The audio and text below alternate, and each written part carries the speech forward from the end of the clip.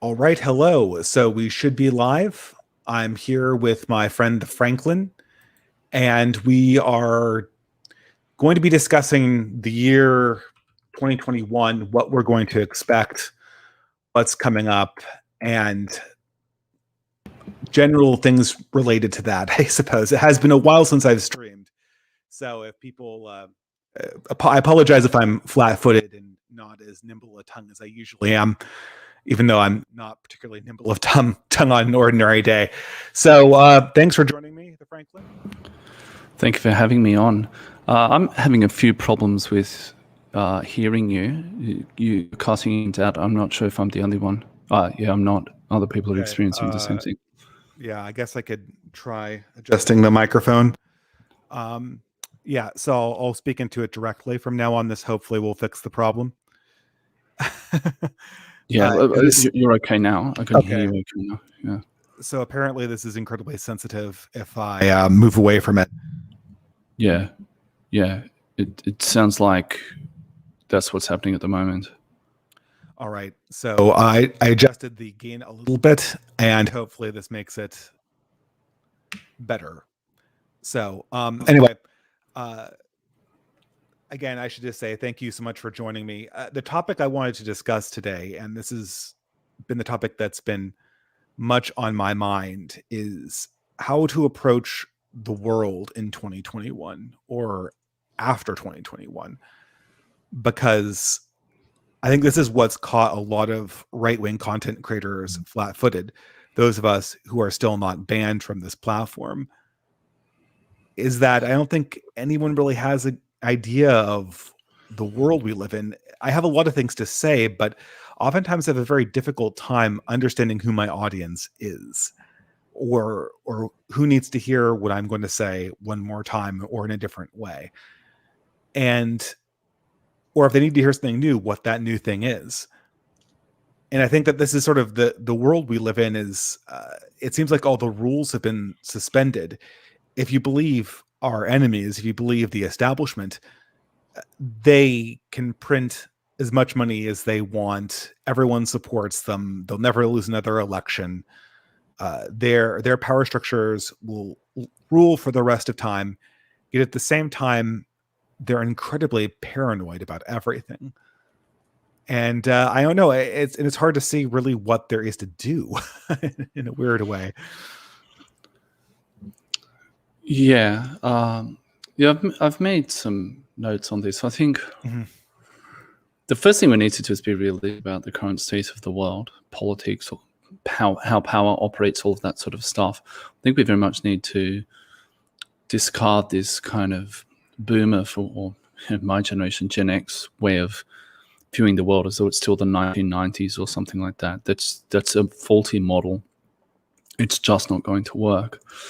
I think we need to do that, and that's the way to move forward. We need to copy the dissidents of the past. So how did Christians in the Roman Empire, the early part of the Roman Empire, how did they get by and survive? How did people in the Soviet Union get by and survive? Because ultimately they played the long game. They realized to some extent, perhaps more so with the Soviet Union, that it wasn't sustainable. But how do you avoid getting the chop, so to speak?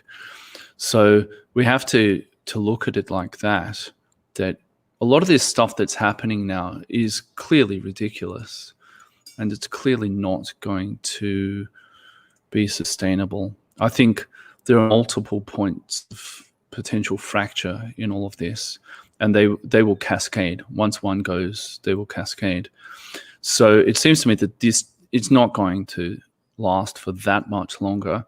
We just have to make sure that we don't do really silly things like those people who stormed into the Capitol building at the beginning of this year. Those sorts of gestures of like they're the stars in their own personal action movie or something, or it's Mel Gibson in The Patriot or Mel Gibson in Braveheart or something, or more The Patriot than Braveheart. But that they've bought into a certain kind of mythology, and they're going to take it to the streets, and the good will win out in the end. And they sort of really ham-fisted ways of approaching all of this, that it just they're completely at odds with reality, with how power is currently structured and all of that sort of thing. People need to disavow themselves of that sort of thing. I think that we need to, and I'll just sort of rattle off your talking points, and you can go from here.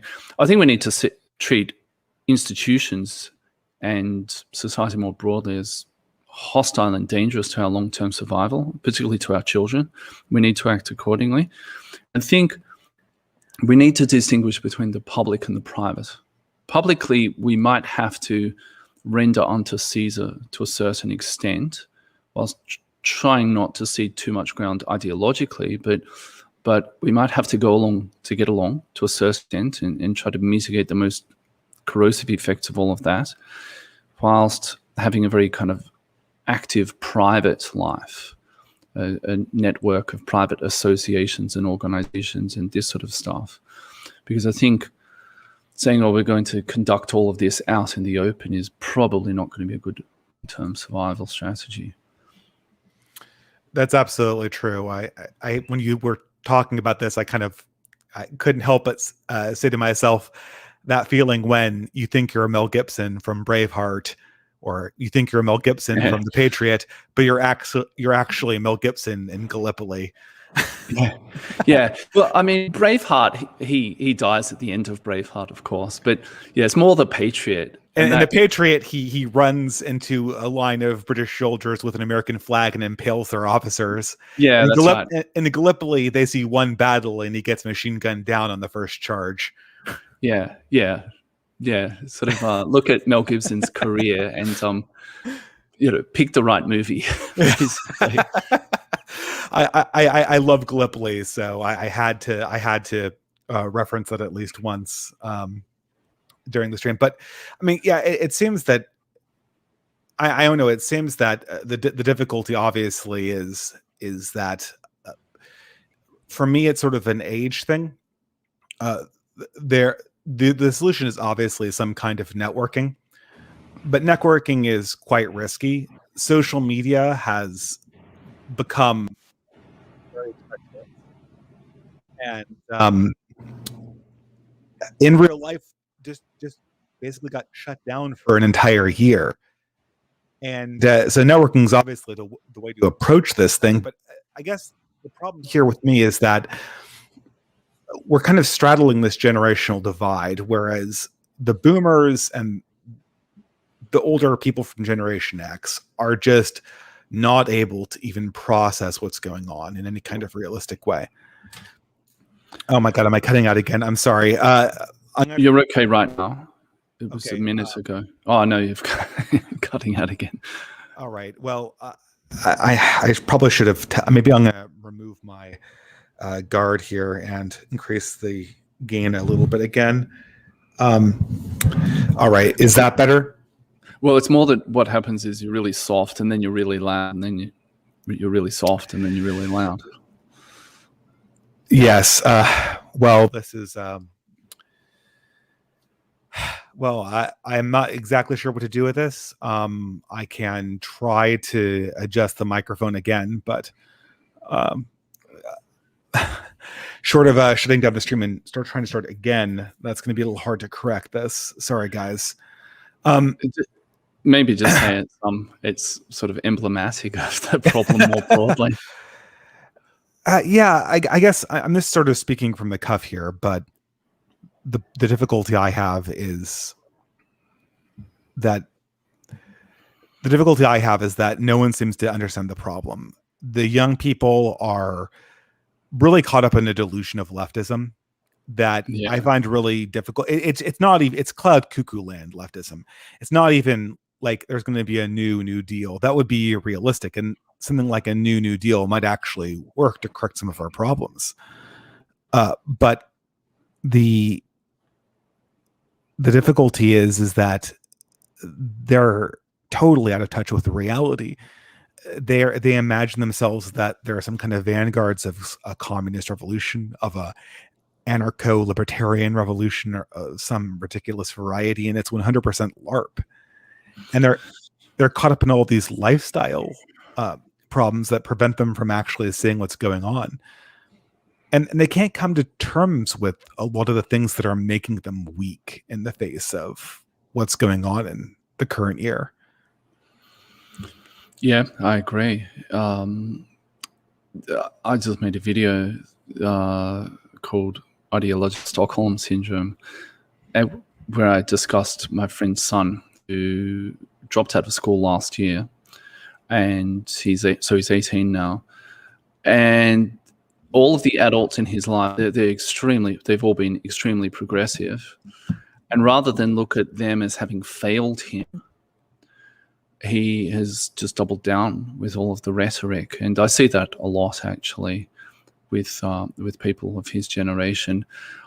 I would have imagined that anyone who's a critical thinker, in other words, throwing around that buzzword, anyone who's a critical thinker would look around and say, well, the world is more progressive, because we talk about sort of these bad old days, the 1950s. The world is more progressive than it was a generation ago, certainly a lot more than it was 2 generations ago, and so on. And yet somehow the world is really shabby.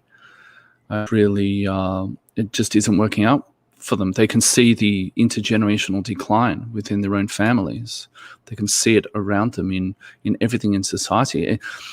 Anytime they see anything from the past where it just shows normal people, ordinary people on the street from the past. Yes. Everything is better. I watched a video a while ago. Yeah, I remember this from your most recent video. That was an amazing observation. Where Stardust sent me a video. It was about he was sort of reflecting on how Australian accents had changed over the past 30 or 40 years. But the comments section was filled with normies. There was no one there who was sort of our guy.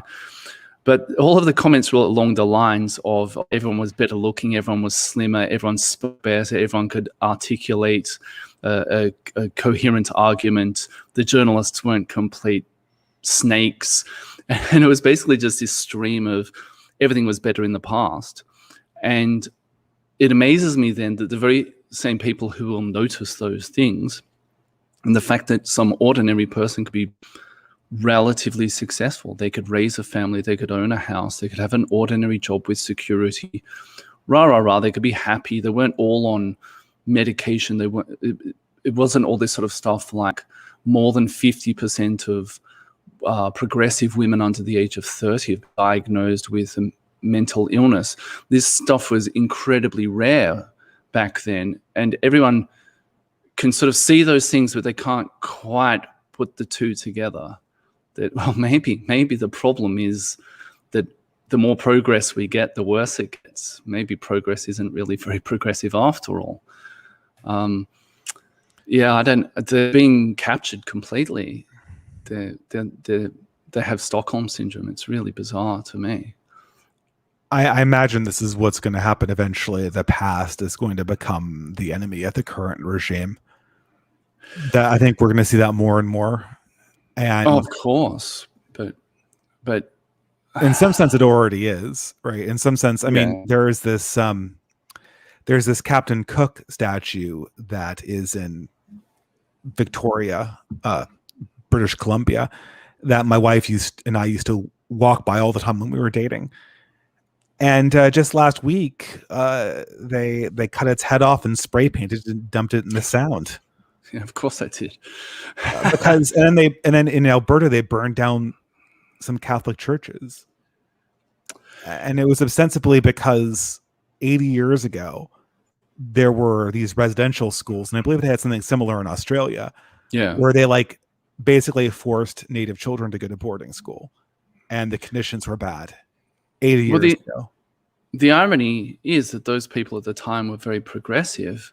They were the people who didn't want to basically just engage in ethnic cleansing of the variety that's usually existed through history, where there are untold numbers of tribes through history that just got absorbed at best, otherwise just wiped out by the empire was was the thing at the time, and Western colonialism and Western empires were very late to the show. If you look through a history book, the number of empires that predate the Spanish and the Portuguese and the British and so on, there were dozens of them outside of the West.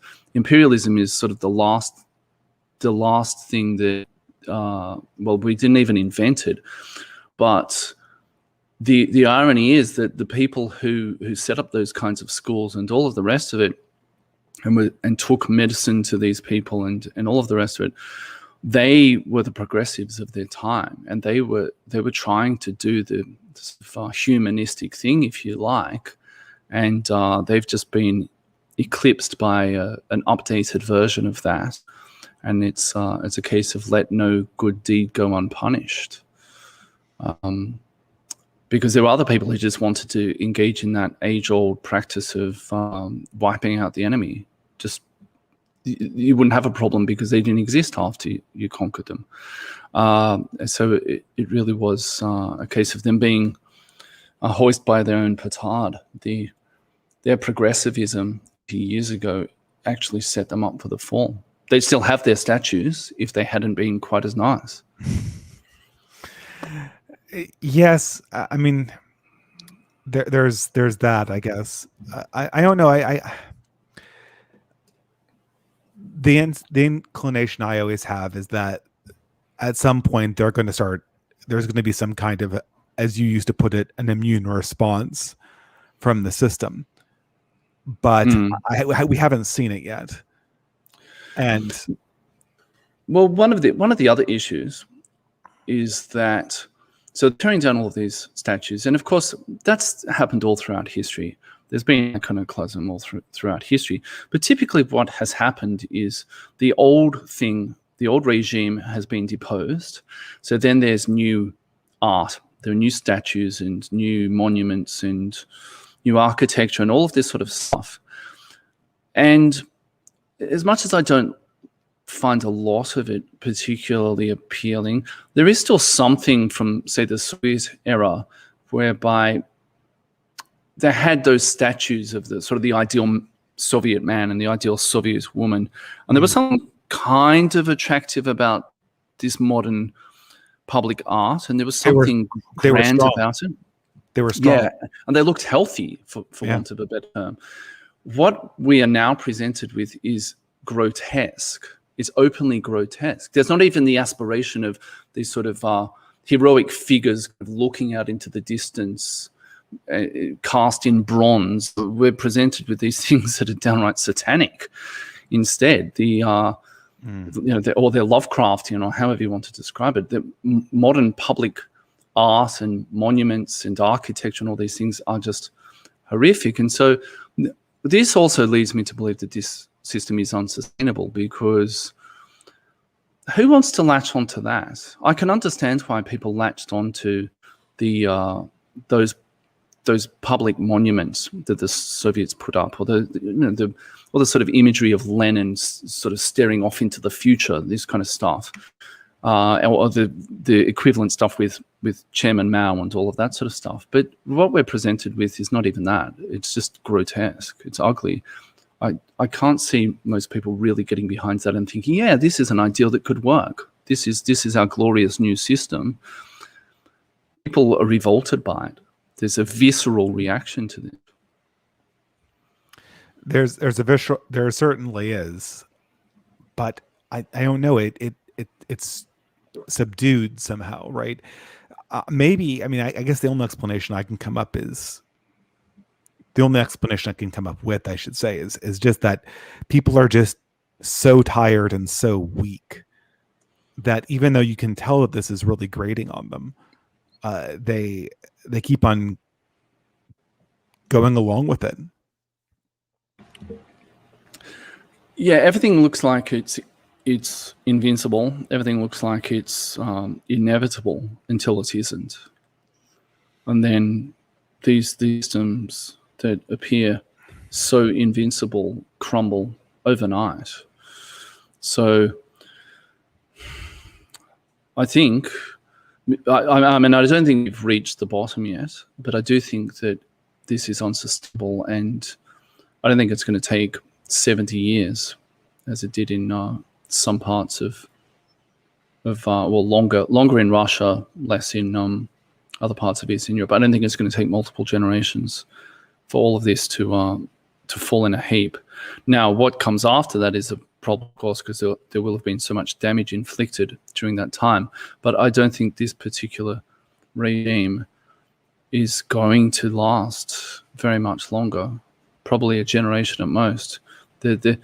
When you've got bridges over the Mississippi that have to be closed, when huge parts of see that thing with the flooding in the New York City subways, and it's just this sort of, it's not one data point anymore. It's multiple data points, and they're coming harder and faster constantly. The decay is omnipresent, and people can't avoid it now. So maybe they grit their teeth, but they don't believe in this. But the same thing, that I think the real problem we're dealing with, though, is that there doesn't seem to be an alternative, and the system still has believers. That's sort of the real scary thing about it, is that as obvious as the decline is at this stage, young people still believe in the dream.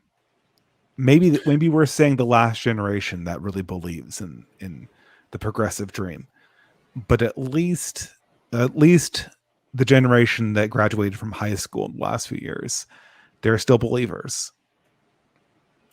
Yeah, and my worry on that front is that they're going to double down and say, well, we haven't really tried socialism. It's all these kulaks, it's all of these reactionaries and so on who are standing in the way of us realizing our utopian vision.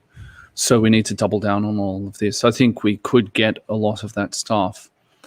But I also think we don't have the human capital in the same way that somehow these crazy systems that were tried before managed to limp on for quite some time, because there was a certain amount of human capital there.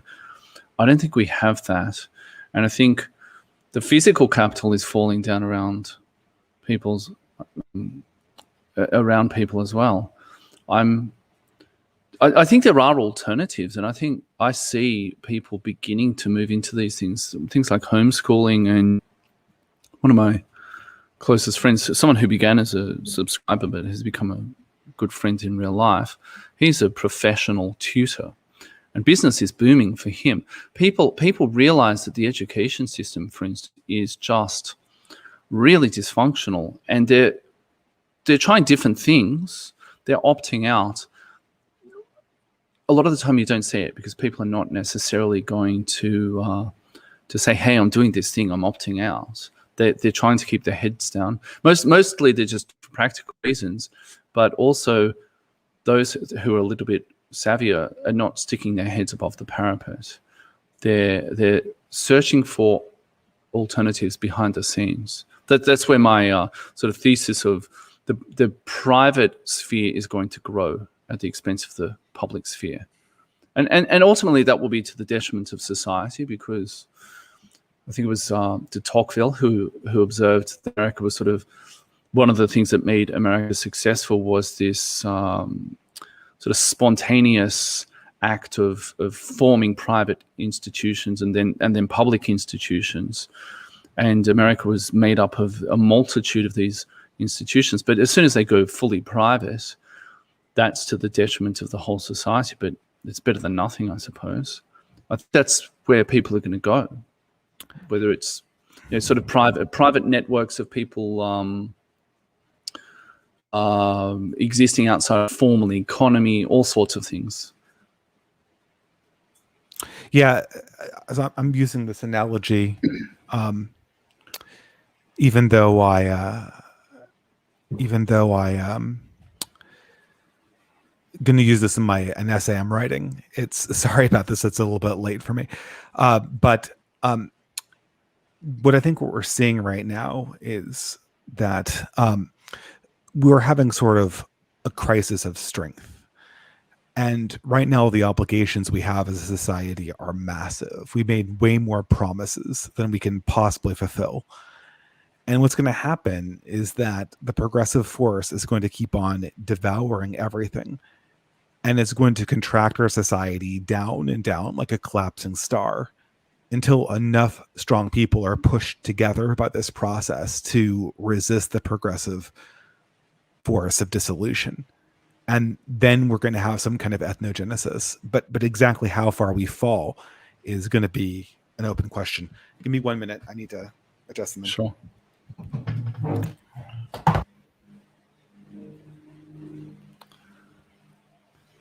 So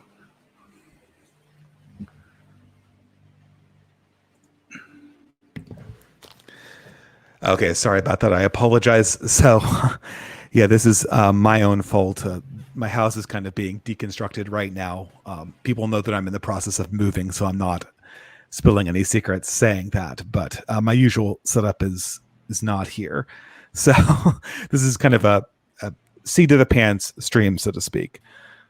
But yeah, that's what I see is it's just a crisis of strength and community. Community is so broken down, and the strength of the individual is so much less than that of the previous generation, that we're going to keep on collapsing until communities are literally forced to occur by the shrinking scope of our own society's ambitions. You're going to flee away from the progressivism until you literally happen to flee into a community that's strong enough to resist it. And that's it's going to be a shakeup until we sort of organically consolidate into communities that are actually somewhat resistant to modernity and the progressive forces that exist in our culture. I don't see any other way around this. It would be one thing if we could use social media. I think that was the promise of 2016. I think in 2016, everyone thought that the natural solution would be to use social media to create bulwarks. I've had very limited success with this, largely due to the fact that the platforms I really need to keep, I can't keep. And the way that the algorithms are structured, even before bannings are considered, are totally geared towards the exact opposite of what I want to produce and what I want to facilitate. They're geared towards prioritizing sensationalism, constant contact, and super chats. Like and I'm so disgusted by this whole process that you see very prominently on the left. The left is absolutely optimized to take advantage of this system. They're optimized to get clout. That's what they do better than anything else, is get clout very, very quickly. The right constitutionally is not optimized to get clout. And even if it could, the nature of the social media systems themselves are being stacked against them. So we have this asymmetrical game. The left will always be able to yell louder than us. But I think what they're having right now on the left is a crisis of authenticity. Everyone can see that they're, well, I'm not going to put it bluntly, but the left is fake and gay. and there's an intimate connection. I don't know why or how, but there seems to be an intimate connection between fake and gay. That was always the 1990s playground insult, fake and gay. But you look around in society right now, and those are the only two adjectives that properly describe it. And it's a little bit of a rant, but that's sort of my feelings on the matter.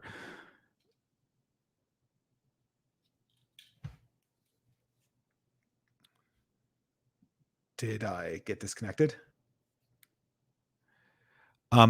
Everyone, tell me if you can still. Oh, sorry. Can you hear me? Yeah, I can hear, yeah. I was on mute. That's why. Sorry about that.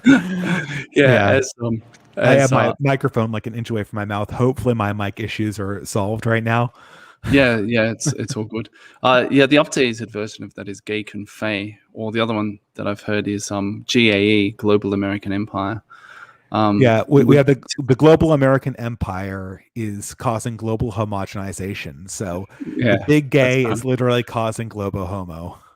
Yeah, it's a bit like that. I'm going to date myself here, but Team America World Police with the Film Actors Guild. It's a bit like that. Yeah, global American empire, globalized homogenization. Yeah, sure, but I think I mean it frustrates me, obviously, and I think it's going to get worse before it's going to get better, and not everyone is going to make it through this. Not everything in terms of our history and culture and all of the rest of it is going to make it through it either.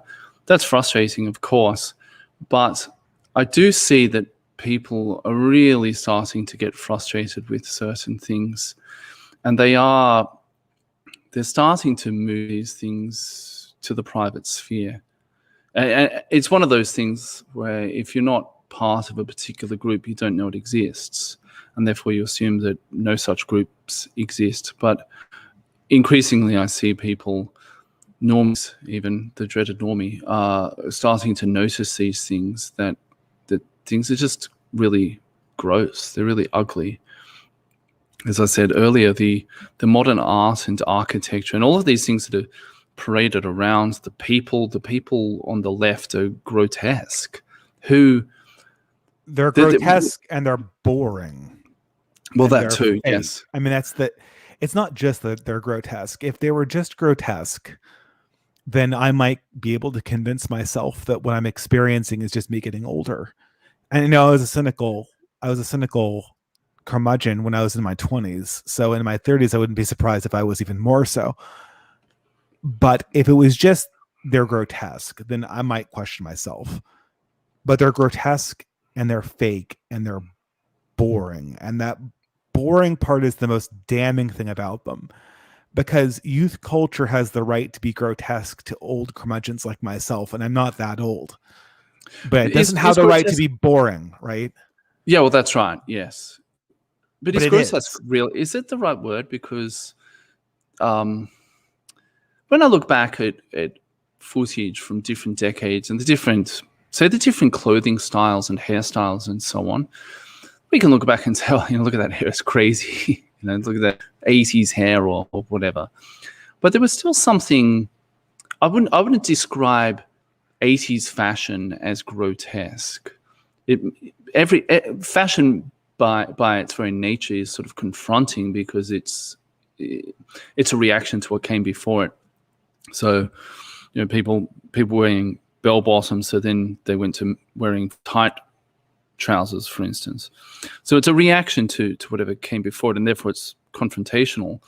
But there's still something about if you go back and look at these people from the 1980s or the 70s or whenever it was, whilst we might say, oh, that's kind of a crazy fashion, there was still something feminine about the women. There was something masculine about the men, ordinary people even, that they weren't whilst we might say, oh, they look a little bit funny, we wouldn't say they were horrible or they're grotesque. I think that's the difference now. I'm not sure that any future iteration of our civilization or any other civilization, or people from abroad looking at these people now would say, oh, it's not my thing, but I can. It's sort of like if you look at, I don't know, architecture in other countries, like Japanese temples or something like that. You can say it's foreign, obviously it's exotic, but there's something appealing about it. I can see that it's aesthetically pleasing in its own way. Even though it's not my thing, I can still say, yeah, there's something about that. Or I've been to mosques abroad, the Blue Mosque, and you can look at the Blue Mosque and say, well, it's spectacular. It's not my thing, but I can admit that it's spectacular, and I can see how other people for whom it's their thing, part of their culture, they would look at it and feel a certain level of reverence even beyond my own conceptions of these things. Similarly, you can look at different folk dress around the world or what have you, and you can say, yeah, I can see the appeal in that. I don't know that anyone is going to be looking at footage of people from this particular time period and saying, wow, weren't the women so feminine? Weren't they? It's a little bit strange, but I can see what they were getting at there, or the public architecture or whatever. And another thing on that point is that I've noticed with young women in particular is that every age has it's lingo and all of this kind of stuff, the youth culture. But young women, I've seen a few of these videos now, these TikTok videos, where they look like there's something wrong with them. Are they on drugs? Are they demon possessed? Are they mentally ill? They've got these weird tics and body movements. Everything's kind of really off, very, very disconcerting in a way that I don't pick that up from seeing old footage of people talking in the 1930s or the 1950s or what have you. They might have had slightly different mannerisms, slightly different verbal patterns, speech patterns, and so on. But they didn't look demon possessed, or they didn't look like they were on drugs. They were mentally ill. But when it comes to these Zoomer tics, I think this almost certainly is the consequence of social media use, if I'm not mistaken. Oh, I have no doubt. Everything is to a certain extent, but it's that kind of Aristotelian thing of you become the habit, for better or worse. And if you act like, if you act as though you have good poise and that sort of thing, if you fake it till you make it, then eventually you become that thing. If you act like you're demon possessed, maybe eventually you do become demon possessed. And I say that as someone who's not religious, using that as a term, or mentally ill, however we want to describe it. If you act like someone who would have been perceived that way 30 years ago, maybe you actually become that thing out of habit. I don't think people are going to be looking back at this time period and saying, well, it's okay, they just had some different fashion to people 10 years before them or 20 years before them or 30 years before them. I think there's going to be a line somewhere where they'll say, oh yeah, look, it's all just different fashion, in the same way that we look at whatever they were wearing in the 16th century or the 17th century and say, wasn't that funny? But I can kind of see the appeal. I don't think people are going to be saying that about our current age. Yeah, I mean, this is what we've learned, I think. What we've learned, I think, in the 20th century or the 21st century very quickly is that unmitigated spiritual chaos is indistinguishable from demon possession. Yeah. I mean, it's these people who are, I mean, first of all, demon possession is not, strictly speaking, a Christian thing. It's just something that people believed in the ancient world. Because they saw how human minds could become unmoored from their own core natures. Probably not through social media use, but I imagine a good number of people who were possessed in the ancient world might have been exposed to sexual encounters early in their youth. And that has, I think, a very similar effect on people. You hear stories from people, to take example, a pre-modern culture like Afghanistan, who have those experiences and it never leaves them, right? So I think we are seeing, in some sense, what we are seeing is a uniquely destructive force of technology. In another sense, it's not so much introducing us to something new, but introducing us to something old encountered in a different way that the last 500 years have not prepared us for. And yeah. Yeah, I think it's both of those things, definitely. And it's just a way of accelerating these problems. To some extent, these things have always been around, but people just weren't exposed to them to the same degree that they are now. So it has allowed these things to metastasize in a way that they just couldn't have before social media. And it's funny because the people who often exhibit these behaviors are the same people who will talk about the sort of a literature that mentions these things. And I know this is all very flawed, but things like The Crucible by Arthur Miller, and make what you will of him. But that was a comment on McCarthyism, and it was sort of thinly veiled in colonial American guise, but it was a comment on McCarthyism, and yet the same people who will mention all of that, the English teachers at high school will discuss these things, to have zero self-awareness of the fact that they act like a bunch of McCarthyites, or they act like a like demon possessed, or however you want to describe those situations, have zero self-awareness, and they'll talk about this stuff. They'll unironically talk about 1984 and how we have to guard against this sort of fascist takeover of society. The manipulation of language. Yeah, when they're the ones doing all of this.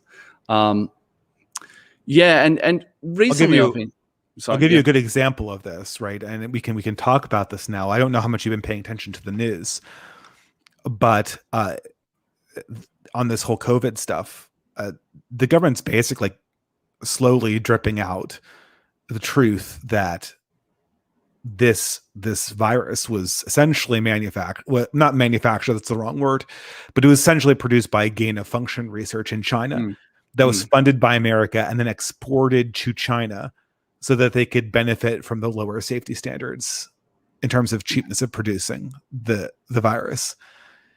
And for over a year, what's eventually, we don't know this for a fact, but they wouldn't be essentially admitting to this in piecemeal if it wasn't probably true, because for over a year they've essentially been censoring people and banning them for telling the truth. The amount of information we have about this hasn't changed.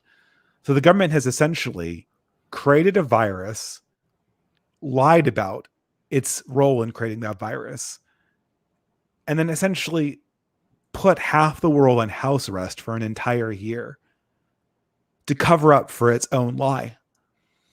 In 2003, I was a big Christopher Hitchens person.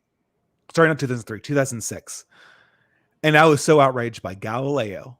Remember that? Remember Galileo?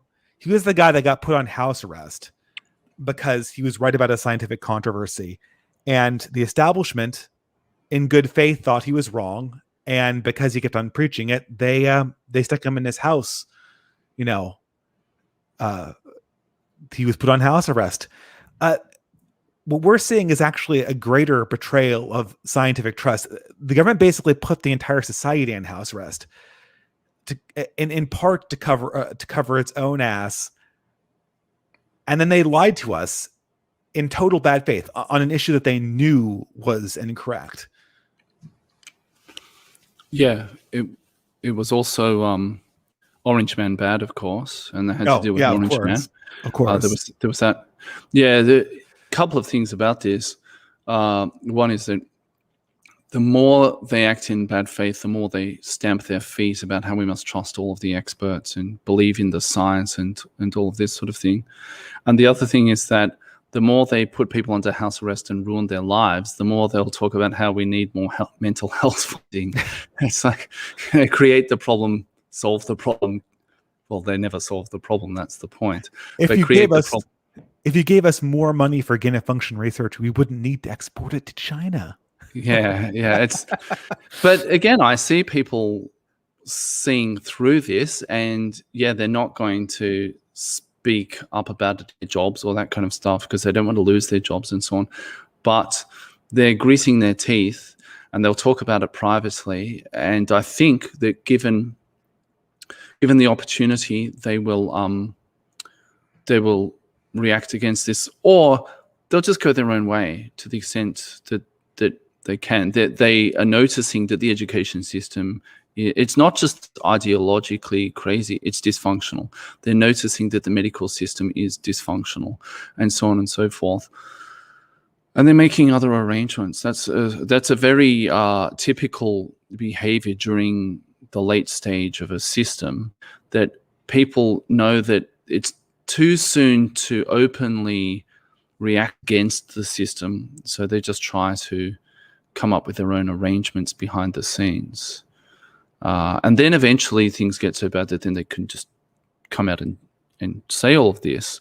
But we're in that awkward middle stage where it's too soon to overturn everything. But I think within our lifetimes, we will see many experts be completely discredited to the point where people just won't trust doctors. They just won't trust scientists. And that will be a great loss to the West, because those things have been very good. And even within my lifetime, I can remember them being reputable institutions and reputable people. But we will see within our lifetimes that they won't be reputable anymore, or there will be some who will be. But sort of eye institutions will people will find their own arrangements as best they can around these things, and eventually these things will collapse.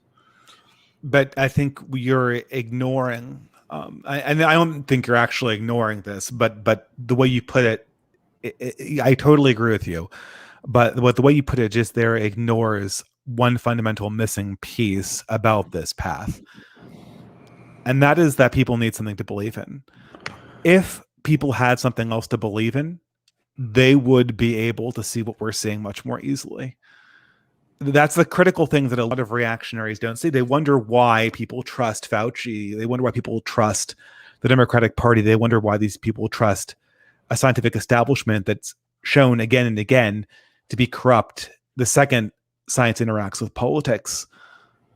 The reason why they trust them is because trust for humans is not an absolute concept. It's a relative concept.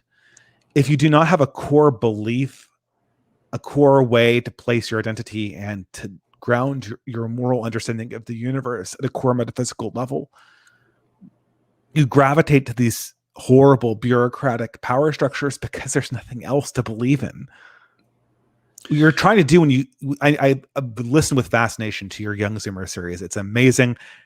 I think it goes without saying, if you watch this channel, you should subscribe to Franklin.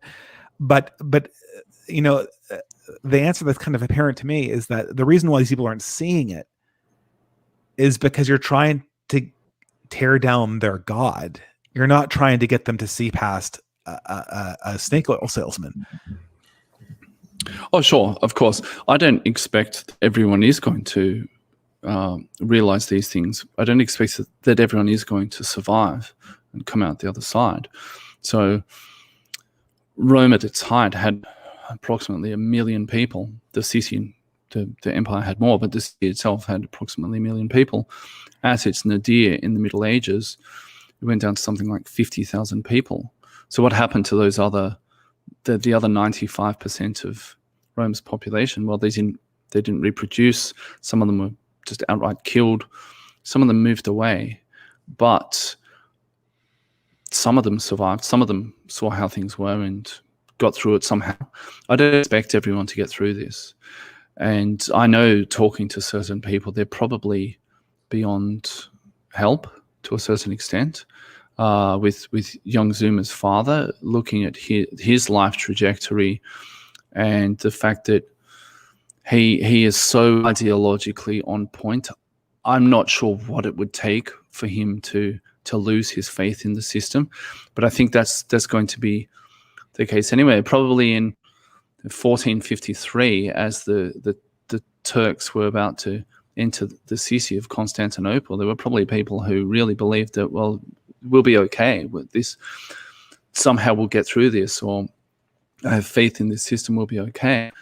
There are always going to be a certain number of those people. But I think enough other people, they're grasping at things. I see even things like martial arts club where I train. The sensei there, he's he's a masculine guy, and he's a sort of he's a no-nonsense kind of guy. And people are attracted to that. They don't just go there to do the martial arts. There's a kind of a cult of personality as well, to some extent, because there's an interplay between, he sort of seems on the level, but he also gets stuff done. People can see the results for themselves. And probably what we're going to see is, in a similar sense to the collapse of Rome, where it went from being this monolithic organization to a series of smaller states, everyone sort of breaking off to the local tribal warlord, and then those things over the next 1,000 years slowly coalescing into what we would consider modern states. We'll probably see a process of that as well, where people break into a very balkanized belief landscape, if you like, as well as in the sort of physical world, because they'll clutch at whatever comes past them, and it might only be a small thing, but that small measure of functionality will be good enough for them, and they'll start to clutch at those things, and then slowly those things will merge into bigger structures. I don't think we're going to go from here's this grand societal structure to a new grand societal structure. I think there will be a process of degradation and fragmentation, and then that process of centralization will begin again. I mean, I don't want to be presumptuous about the example, but I believe very strongly that all Zoomers, but the young one very much included, they're going to become disillusioned with the progressive vision when they find something they can believe in, and not before. Rome fell because there was a rival power structure in Attila the Hun. The cult of the Roman state fell when there was a rival belief system in Christianity. Without those two forces, Rome would have degenerated into dust before it was replaced with something else that was at all substantial. Civilizations have to have replacement. And I guess what we're talking about right now, the only way I can see out of this is that, we keep on falling until we are just forced to develop some kind of community that's at least partially resistant to these degenerative forces that seem to be spawned, well, in part culturally, but also in part technologically, maybe even genetically. Yeah, I think that I see evidence of strength around me. It's not allowed to occupy high positions. So for now, these people have to occupy lower positions within society. But I see evidence of these people around. They probably always exist. And I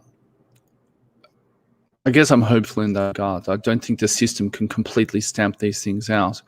And as people see how dysfunctional society is going, there will be a bifurcation. There will be people who go down with the ship, and there will be other people who gravitate to these other things, small they might be. And eventually those things, we're talking about a fairly long time period here, but eventually those things will become something big again. But we might have to go through that process, as Europe went through that process during the Middle Ages, particularly during the Dark Ages, that there were all of these united groups of people. So this is something that I don't know, maybe I'm kind of changing the topic here a little bit, but it kind of reminded me of something that I said offhand to somebody. I can't remember. It was in real life, but I don't want to get into the details. But a lot of young people, especially on the right, are very angry right now. And the difficulty we're having is that whether it's the communist, radical left, or just the mainstream globalist left, they seem to sort of thrive on our anger and our displacement and our sadness. There's another emotion, though, that I've noticed simultaneously terrifies progressives, but also that they have no answer for, and that is longing. I've discovered in myself in 2021, this really brutal longing for something that doesn't exist yet. Maybe this is just part of being a father for the first time, but it's not so much that I'm angry that the world that once existed is obviously dying. In some sense, it kind of deserves to die. But it's just the I know something better is going to come, and I just want it to happen, and I know something better is possible, and that's something that I think a previous iteration of the left could make use of that emotion, but our current iteration of the mainstream or the left writ large just can't. Yeah, I agree, and they are terrified of it. In my recent video, I talked about how my friend, the father of young Zuma, how he, unprompted by me, went on a rant about Jordan Peterson and Joe Rogan, and I don't think very much of Jordan Peterson and Joe Rogan, but their people have a longing, and they they see these people who offer them something, who give them a narrative, and who try to present something that's not grotesque to them, and they're definitely clutching at those things, and some of these things. I think Joe Rogan's still pretty popular. I don't know. I don't follow him. Jordan Peterson seems to have peaked and crashed to a certain extent, but that longing is still there, and it does terrify the progressive left, because I think they understand at some level that whatever they're providing isn't good for ordinary people. In fact, it's quite unappealing to ordinary people, and they see these other people as rivals to that given the right circumstances, one of these guys could kind of run on the show, literally be Hitler, and next thing you know, you have the stormtroopers marching around. That people could sort of coalesce around one of these figures, and I think that's actually not without justification on their part, because that's how these things go. That's how empires do fall apart, because you do get these charismatic figures, and people say, well, the emperor is not doing it for me. I'll give this chieftain a go, and then they carve off a piece of the empire, and then another one does it and carves off a different piece of the empire. That's how these things go. So I think they have enough awareness that they see the potential problems with that. But of course, they're caught in their own ideological prison, such that they can't do anything but double down on the thing that is driving people away from them.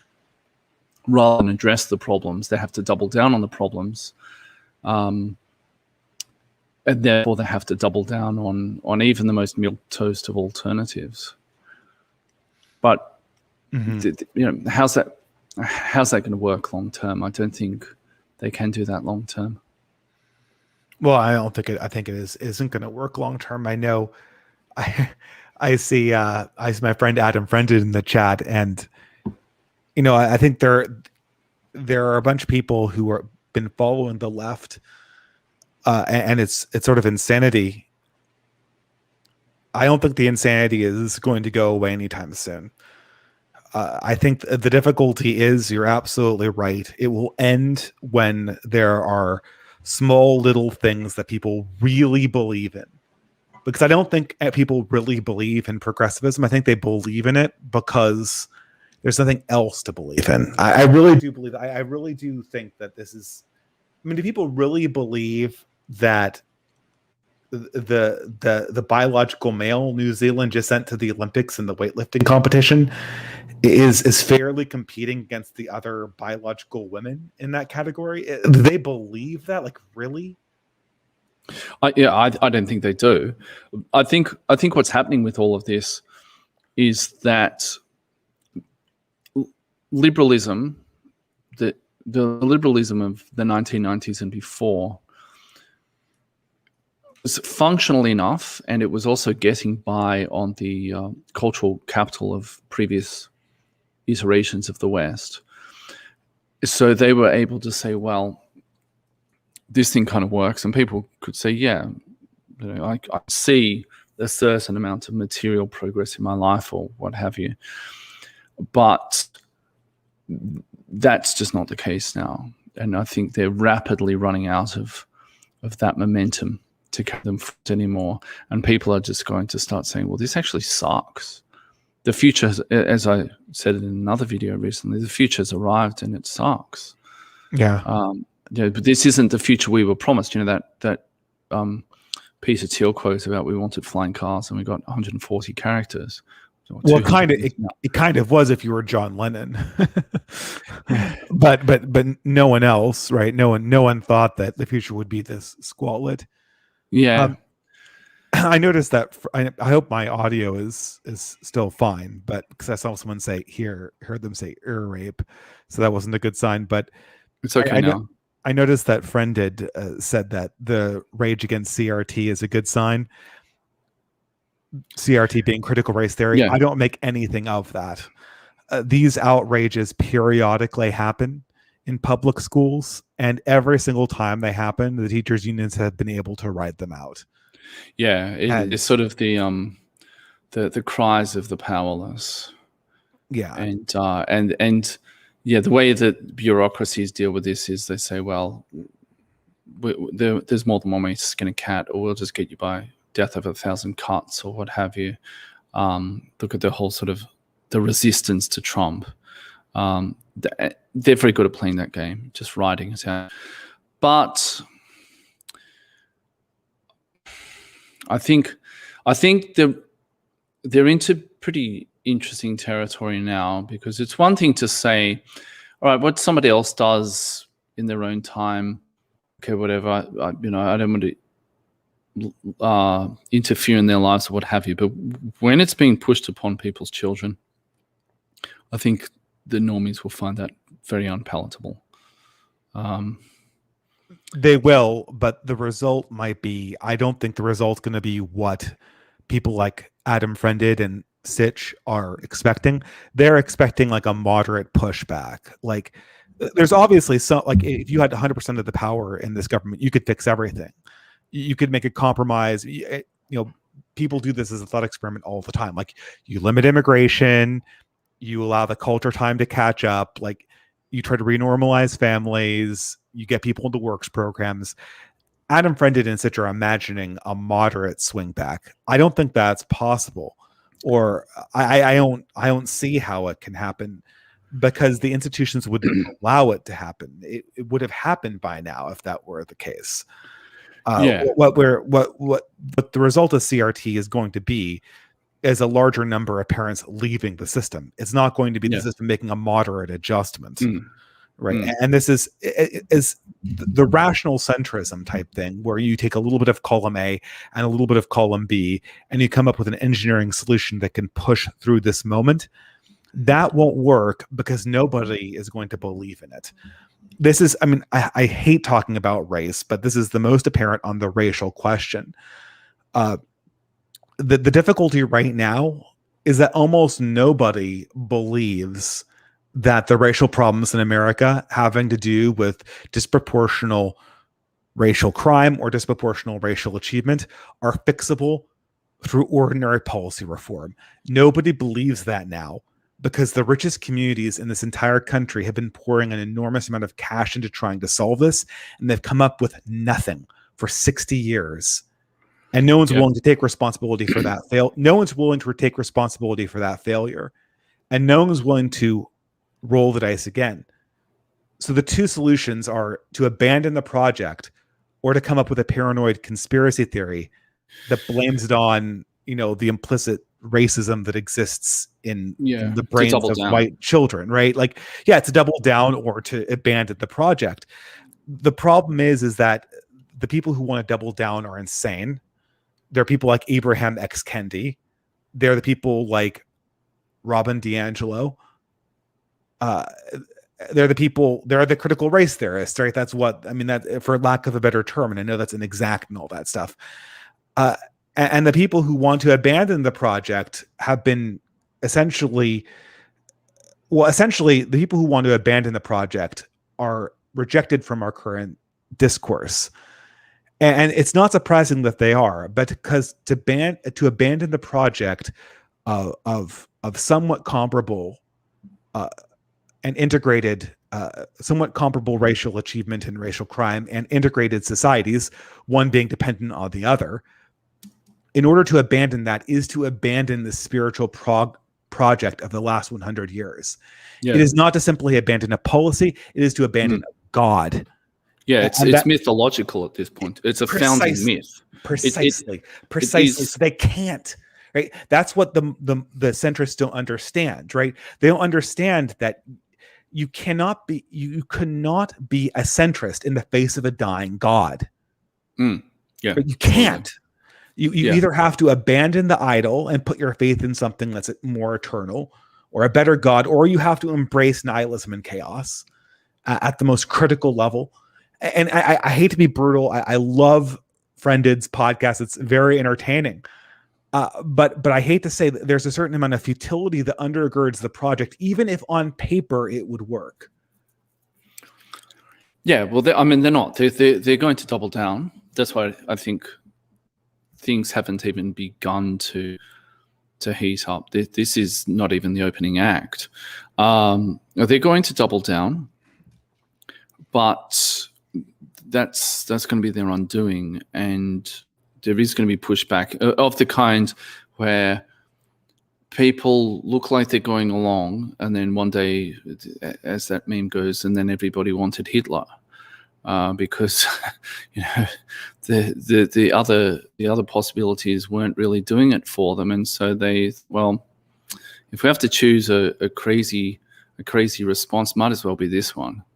And then everyone says, "Oh, how did that happen? It's so unreasonable." That tends to be the way that humans do things. They try everything but the right solution. So then they end up grasping a very flawed thing, but it's probably the least flawed option that they have at that point. I don't see that it's likely to play out differently to that. But more to your point, you said that when we started this in 2000, well, I started in 2016. I think you started in 2015 or 14. But when we started this, I think we saw collapse being like 30 years off, right? Maybe collapse is melodramatic, but I think what we're saying now is, and give me some rope here, right? How many more doubling downs can they do? Because they're going to erode this. The religions aren't born up by believers. They're born up by super believers. They're born up by saints. And if you lose your core group of turbo believers, all of who are white, there aren't actually that many non-white believers in this religious creed of progressive egalitarianism. There really aren't. There are a few. I've every now and again I've met an Asian person who's a true believer, like a true sainted believer in the cult of progressive race theory. But those are very few and far between. And once they erode away their true believers, they'll never be able to get that back. A church built upon a pile of cynical climbers is a church that will fall over the second you blow on it. Yeah, sure. Yeah, only a few years ago I would have said this really would have unraveled. I don't believe in collapse as a kind of an event. As it is a process, and it takes time, and it's not a straight line downwards. It's an uneven line. Things stabilize for a bit. They might even improve for a bit, but ultimately the general trajectory is down. It's a process. I would have said that things would really start to unravel in the early 2030s. But given the past year and a half, or even a little bit longer, I can't say that the US, at least, maybe it'll be a bit different here, but I could say the US and some other places like the UK, I can't see them getting to 2030 in their current form. They're going to be mad by 2030. They're going to be well into the crazy stage then. I don't know if you're aware of this thinker, Angela Nagel. She is this ex-leftist. At this point, she's basically a reactionary. But she said something very wise, and she said that a very telling thing is going to be to watch the Biden administration over the next few years, because they could so easily tap the brakes on this. They could so easily, again, if they had the power that they have on paper, which we know as reactionaries isn't always the case, right? If they had the power that they had on paper, they could so easily rein in their more insane policies. They could institute kind of a Thermidorian pullback. They could reel in a lot of the decline. The question is whether they're capable of doing that. I don't think they are, especially because there's the obvious point that, does anyone think Biden will make it to 2024? I mean, it's going to be Harris at some point. Everyone knows that. It's going to be Harris's handlers. I do not. Yeah, well, yeah, okay. I think Harris is actually, when you get right down to it, a fairly stupid person. Sure. I mean, I really do think that woman is not particularly bright.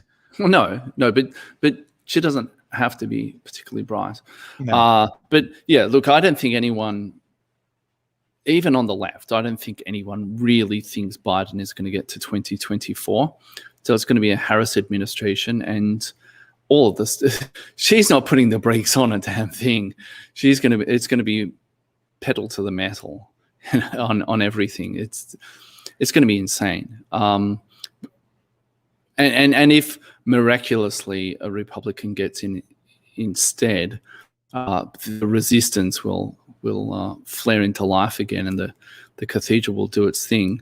But this is all sort of late stage liberalism, late empire, where it probably doesn't matter who's at the helm from this point forward, because there's so much entropy that's been built into the system. Like no one's going to solve even things like the pension crisis. That's unsolvable at this point. The what crisis? The pension crisis in the US, the Social Security. That's bound up with a whole monetary system that has so many contradictions built into it. It doesn't make any sense. There are a million things like that. There are entire cities and states that are bankrupt. There's all this infrastructure that is third world. There are a million little crisis points. Things like even agriculture, in a lot of places they've drained the aquifers. There's not enough water for farms, and it's a million little things like this that each one by itself maybe you could address it, but it's just going to be death by 1,000 cuts. No one is going to solve any of this, and they won't even want to, because they're ideologically captured, and there's no one to stand in their way. So no, it's not. I can't see this getting to 2030 as it is. It's going to be insane by then. Well, see, I see a friend scoffing at me for saying the monetary system is unstable. We know it's long-term unstable, but in the long term, we're all dead. I don't think that the monetary system is going to be the thing that leads the crisis. I think it's going to be political instability. Well, sure, but my point is simply, whatever it is, and it might even be something that appears fairly mundane, but because the system is so compromised, it's like if someone has AIDS, they don't die from AIDS, they die from something like a cold, or something that wouldn't kill a normal person. They die from something like that because everything is so compromised, and then it just leads to cascading failure. And whatever it is, and there's probably no point even trying to predict it'll be this thing or that thing or this person or that person. Whatever it is will set in motion cascade failure because the system is so compromised. I can't see this lasting that much longer. I'm very hesitant with saying that, because these systems are just experts at chugging along, limping along. It certainly will not be the robust American system that we knew. It might limp on as a Brezhnevian system for a while, I guess. The only reason why I say that is just the lack of a replacement, right? That's the critical thing. If there is a replacement, the system would be dead already, but there's not. Well, the replacement is people breaking off, is balkanization. I'm sure that at the time when various parts of the Roman Empire broke off, I'm sure the Roman Empire still claimed that they were part of the Roman Empire, at least for a time, and still believed that they had control over them, or at least laid claim to them. Functionally, though, those guys did whatever they wanted. And the Roman Empire was only in control in name, but did anyone actually really believe that? I think that's what will happen with a whole lot of things. People will just break off and start doing their own thing. And if they're not really stupid about it, and they don't say, right, we're going to march on Washington, as long as they sort of do their thing quietly, everyone will pretend that the system is still what it is. Like, I don't know if you're aware of this. I'm not sure if this is still the case, but for a long time, even after the Chinese nationalists fled to Taiwan, they still had people who represented various parts of China. Now, did anyone really think I think this was still the case even in the 80s, did anyone think in the 80s that a guy in Taiwan was really in control of Beijing or Shanghai or wherever, Guangdong province or something, right? Nobody. Their government in exile, yeah. Yeah, like look at the Dalai Lama. Does anyone actually really think that he controls Tibet? And does anyone think that he ever will? But we go through this thing of it being a government in exile or that sort of thing. Yeah. I think that, with the fall of the Roman Empire, I guess maybe this kind of I feel like it supports my view though, because there were little break-offs, and it was obvious that after 200, Rome was in steep decline, culturally speaking, and politically. But the thing didn't really start coming down until a big thing happened, like a big rival power. The tribal leaders were de facto the people in charge of the areas. When did Rome find that out? It found it out when Attila the Hun came in and said, "I've got an army that can beat Rome."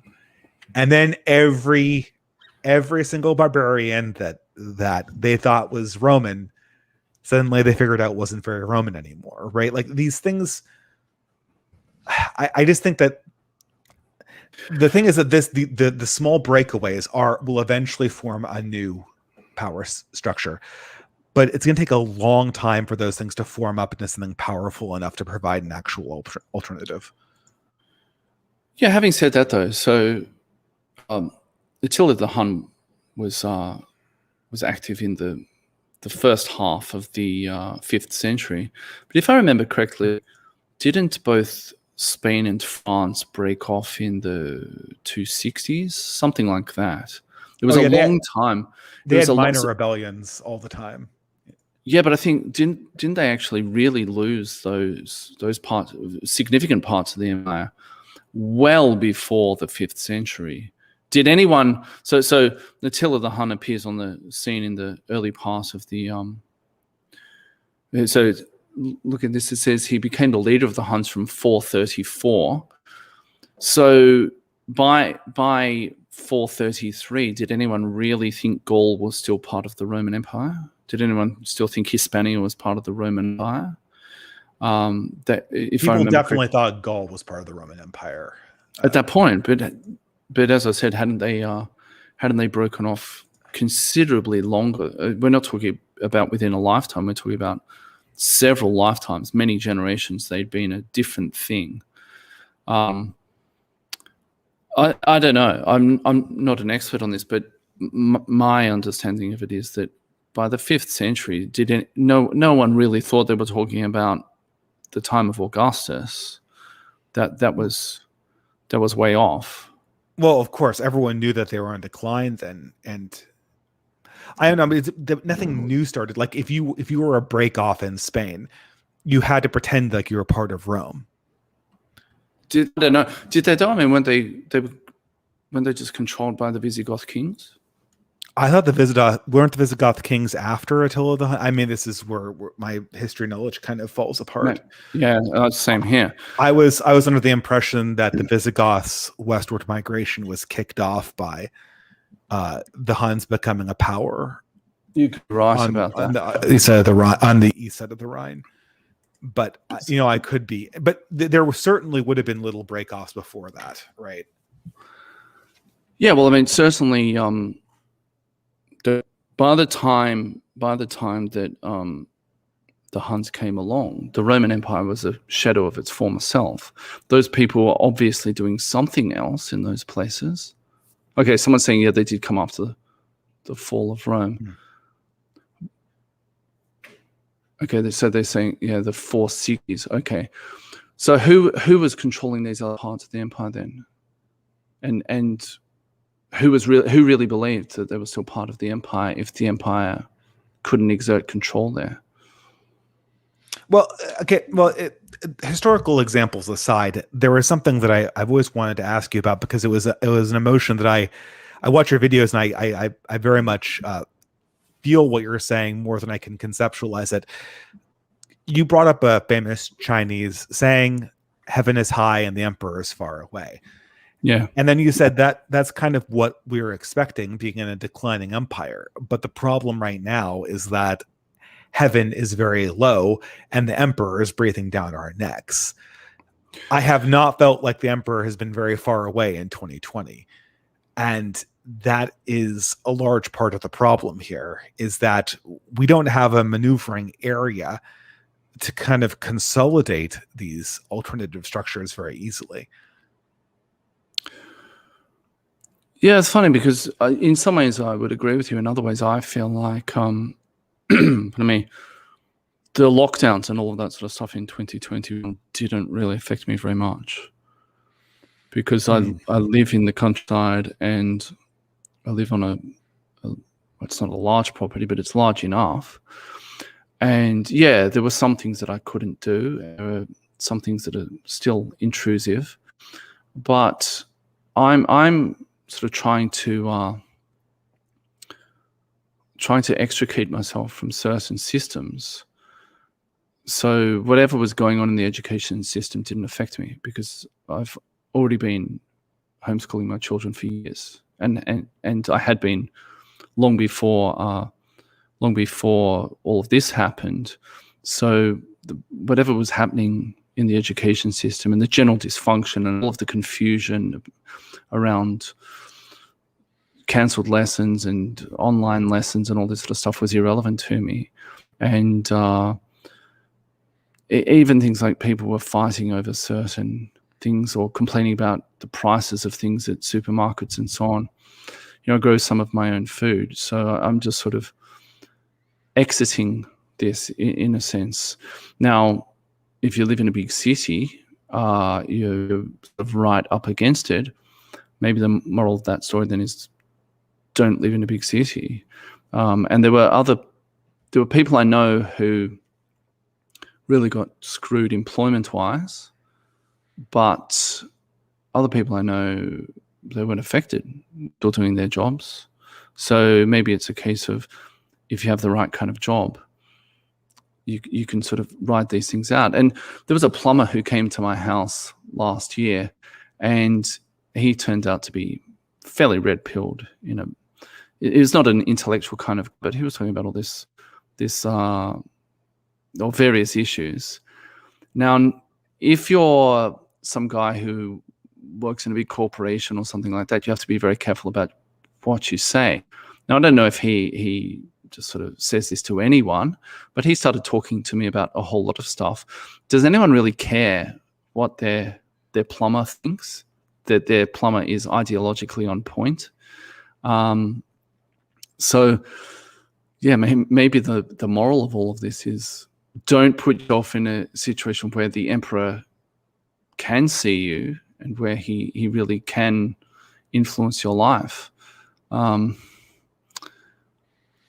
I feel personally that the emperor was still a fair way away. Head was still fairly high, and the emperor was still fairly far away. And they're trying to correct that, of course, but yeah, that they really do seem to be trying to correct that. They really, we really are saying, wasn't that there was this woman who refused to wear a mask in Britain, and she got sentenced to like 3 months in prison or something like that?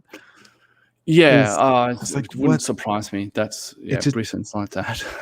It just, you hear these insane things coming out of, and just I don't even know what this whole football thing is, but I guess someone said something racist about the British football or soccer team if you're an American, and people are like, get rid of online anonymity permanently and take away racists' passport and bank accounts. Full stop. I know, but yeah. Well, so the story was that they were playing against Italy, and it came down to a penalty shootout, and the last three people to take their kick for the English team were black. And this had all been sort of engineered that way, and they failed, and Italy ended up winning. And then there was this sort of torrent of comments online and so on. Sure, but again, why do people care about the English soccer team? What are these? The instigating thing is more or less immaterial. What they want to do is they want to essentially take your bank account away. If you're an enemy of the state, that's their that's what would concern me, right? Yes, yeah, sure. But as a counterpart, that kind of thing. So we had a mini lockdown. I don't know, it was maybe a month ago now, and the night. So it was meant to come in at midnight. So earlier that night, I went to training, and one guy said, "Oh, what do you think about this thing?" And various people chimed in, and they were really cynical about the whole thing. And I said, "Oh, the state government hasn't achieved its quota of small businessmen committing suicide yet." And everyone was just sort of chiming in with these really cynical comments about the whole thing and laughing along and just like, yeah, this is complete bullshit. And people were, they had to sort of suck certain things up, but in other ways, they're pushing back as much as they can. And there are a lot of people flouting a lot of these rules, actually, more than you might think. I think it depends on where you are. Out here, at least, a lot of people seem to be a lot more cynical than people in the big cities. And I know business owners who don't enforce all of this sort of signing in it. You have to scan these QR codes and this sort of stuff. I know business owners who don't enforce all of that kind of stuff. Yeah. Or people sort of, they go along, they pretend they're doing it and all of this sort of stuff. I think they are going to clamp down on this a lot more, but they're not going to be able to clamp down on everything.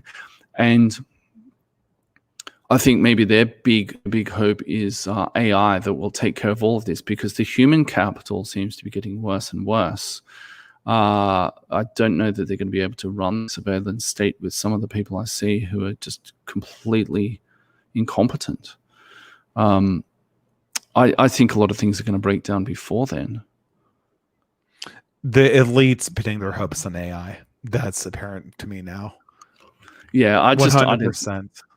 I don't think that's going to paper over all of these cracks. I don't think they're going to get luxury gay space communism via AI. I just don't think they're going to pull that off.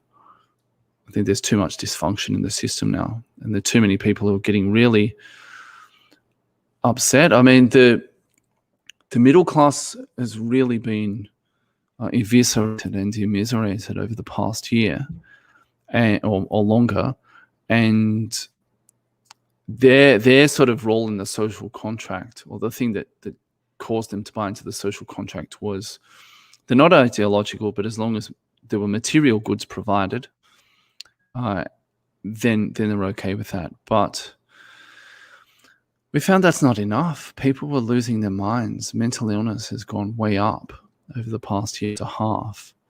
It's not enough anymore. What I really dread in my generation is all of the women who don't have families hitting their 40s. Oh yeah.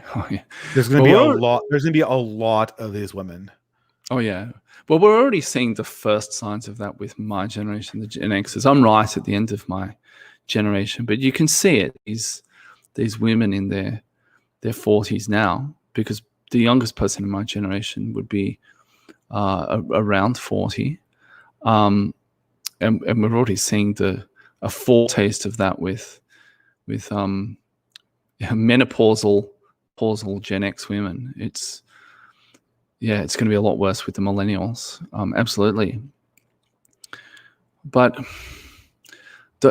again, those people, I don't believe that those people actually really sort of contribute very much to society.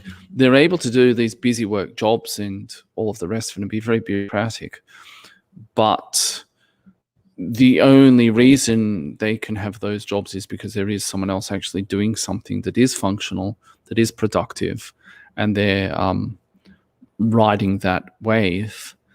As that functionality really declines, there just isn't going to be the the money to pay for all of this. I don't think that's going to last that much longer. I think you're right. I have no idea. Every time the run out of money prediction is made, it turns out to be premature. I mean, yeah, I mean, because, well, at least in this country, we can borrow infinite money. Did you know that? This is the but new ultimately, thing, right? Yeah, but ultimately, money has to be a reflection of real things. And you say, well, okay, maybe that doesn't matter. Well, it does if you have a whole lot of infrastructure that you just can't fix, and then that falls down, as we saw with that bridge over the Mississippi. You can't just engage in some government magic wand trick where you put an extra few zeros in a bank account. That doesn't solve that very real problem in real life. So what do you do then? And those problems, they're increasing, of course. So how are they going to get over those kinds of things? I don't think that they will. I think it'll just fall into disuse. Yeah, but that's, what's that going to entail? I mean, how does the system do anything? How does it control anyone if it can't even provide those basic services? And the people maintaining things, there's not the human capital. That's being burnt off rapidly as well. What's it like in places like South Africa? What's it like in the developing world, where they have a bunch of stupid, incompetent people? How well does that work? They can say whatever they want, but that's, it's just fantasy at that point. I think we'll have to see. So just to let you know, I allocated 2 hours for this stream. I feel at this point that we kind of hit our core topics. Do you have anything you wanted to talk about? Do we want to take questions from the chat? I know I disabled my super chats on principle, but that's always an option. I don't know. What do you think? Do you think that? How do you want to proceed? I should say. Well, perhaps one of two directions. One could be, maybe we could discuss possible solutions or possible courses of action particularly for men. Another one could be that we could take questions from the chat. I like the possible solutions. If I see any questions from the chat, I might introduce them. Guys, I don't have Entropy running right now, so the way to ask a question is just at reply me. It's free this time, but we'll probably have very limited time, no guarantees. So yeah, I guess solutions. I mean, in my own life, I think that the solution has to be some form of networking, and I think that solution has to start offline and then move online to a certain degree. That's the best way I can visualize a solution right now. And I guess for myself, I'm just trying to move into a position where I might be able to try something like that again, and then seeing where that takes me. Yeah, I think that's a really important component. Having a network of people, both in practical sense, in terms of if you need things done, getting people to come and help you with them, but also, from an ideological standpoint, people who are on the same page, people you can trust. I think that's a huge part. People need to do that, absolutely. And there certainly needs to be a very strong real world component of that. Yeah, I don't know. I guess the difficulty with homesteading is that it is something that you have to build up your entire life and then shift to. And I don't know. I think as a starting option, it's very, very difficult to do. I'll just say that. And I totally think that your project is amazing. And I know I think the guy from the Unism channel is trying something similar. I know obviously the Woodlander is. But for most people, I think this is something it's a very long strategy. I'll say that, right? Yeah, but I mean, look, I'm not doing some sort of complete self-sufficiency. It's the kind of thing that you can do it to one degree or another. It doesn't have to. You don't have to sort of go and live in a cabin in the woods and try to live off the land. You can build this up. You can do bits of it. You can learn certain things, and you can move to things later. And it doesn't even eventually you might decide that you don't want to do certain things. You don't have to pursue this as an all or nothing proposition. That's what I would say about it. Start small, do a few little things. I have a friend who he lives in a suburban part of Melbourne, and he has a fairly small backyard. Mm-hmm. He grows what he can in that backyard. He's nowhere near self-sufficient, obviously, but that's what he does. So it doesn't have to be all or nothing with these kinds of things. But I think, I mean, there's another component to all of this in terms of inflation and food shortages and this sort of stuff. My broader point is that if you might consider a spectrum. At one end, you had a guy living in the forest, completely self-sufficient, and then at the other end, someone living in an apartment getting Uber Eats. And now there are obviously many other points on that continuum. So you don't have to say, well, I can't be the guy, I can't go full Uncle Ted, so to be Bugman. There are other points, and you can develop. You can move along that continuum over time. Yeah, this is sort of a question I've kind of wondered. What do you see as the role of the internet? Because I think if anything has changed over the last 4 or 5 years we've been doing it, it's on the relative utility of this thing we call the internet. I'm trying to figure out, frankly, what to do with it. Well, I think there's not one single thing that can be done with it or should be done with it. People will use it for different tasks. You just have to figure out what those are and do them. So I think there's still a role for networking there. I think there's a role for distribution of information.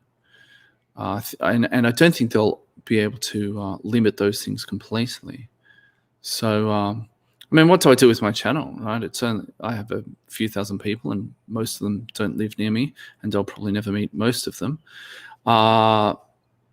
Get some ideas out there, interact with people. They give me some ideas. Maybe that's all it can be. And I don't put all of my eggs in that basket. There's a whole lot of stuff I do offline. So yeah, maybe use it like that. Recognize that it's just another tool, the only tool, and try to make best use of it as you can. I guess part of the longing I'm feeling is to kind of see art being produced online, or to see some kind of like educational utility. I think that we just scratched the surface of that. It seems like there could be so much done, and we haven't really quite explored that yet.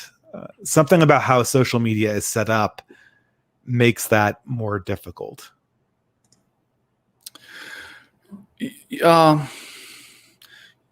Yes and no. I think there's a lot of stuff people could put online, and maybe it's a matter of will, I don't know, or incentives. Can people monetize it? Can people live off this? I don't know. And maybe it's a case of people finally having to realize that they need to put their money where their mouth is. And if they're willing to throw super chats at someone like you, why not put that money into supporting people who are publishing, all that sort of stuff? And people do. There are some guys on the right who have been fairly successful. One who really springs to mind is Bronze Age Pervert. Oh yeah. Yeah, that guy's, he struck a chord. So there are people willing to support these things, and maybe it's just a matter of time. But yeah, there is an issue with that, that people don't want to do it. So maybe some of it needs to be done offline, and whatever is done online, people might have to treat in the sense that, like, I don't make any money at my channel, but that's not why I do it. If you're going to produce art or literature or any of that sort of stuff, I don't think the way to go into it is to think, well, I'm going to get a real return on my invested time. I think that's the wrong way to go about it. So at some point, people are going to have to say, well, if we want this stuff, we're just going to have to do it. Maybe some people will support them financially, but a lot of people won't. But maybe that's how it's all been. I think that the desire for something new still has to grow in people. In myself, the desire for new types of media it's really become a conquer in me. And I feel like it's going to have to be answered at some point, but I feel like we're not very far away, but we're still a little far off from that being really delivered on in a substantial way. I think the kind of things you see coming out of Bronze Age Pervert, I think that's very early days. That's very early days. And there are some other guys who have written literature and so on. There's that guy, I've never read any of his stuff, but there's that guy, Delicious Tacos. Apparently he writes these sort of stories of modernity, and apparently they're quite good, and he's quite good. There's stuff being produced, but yeah, obviously it needs to get more momentum, and I think we're probably only in the early days of that. Probably a certain amount of it needs to be done in real life as well. Obviously. Absolutely. Because there's nothing beats musicians being able to get together and jam, for instance. Nobody beats these sort of artist colonies, or kind of a movement where people get together. And I don't know what these artists do. They hang out and talk together, and they all inspire each other, or what have you. A certain amount probably needs to be done in real life. I think that's probably, I don't know, maybe we want to take some questions from the chat. Sure, if you want, yeah. So I see, this is a lot harder to do without super chats, but I see Yiz the Eunuch asking, what can be done to encourage racial or ethnic unity in the West? I think using the word anti-white is useful. It keeps the focus. Well, I mean, I've long said this on my channel. It's been sort of a theme on my channel. I don't think racial or ethnic unity is particularly meaningful without an animating religious core. I think anti-white is useful because you're manifestly describing a type of bigotry that's emerged in the progressive movement. But that's still a negative term. I don't think anything as large as white is going to be particularly useful in an age where people are moving into smaller and smaller groups and seeking closer connections to resist sort of a large scale metastasizing decline.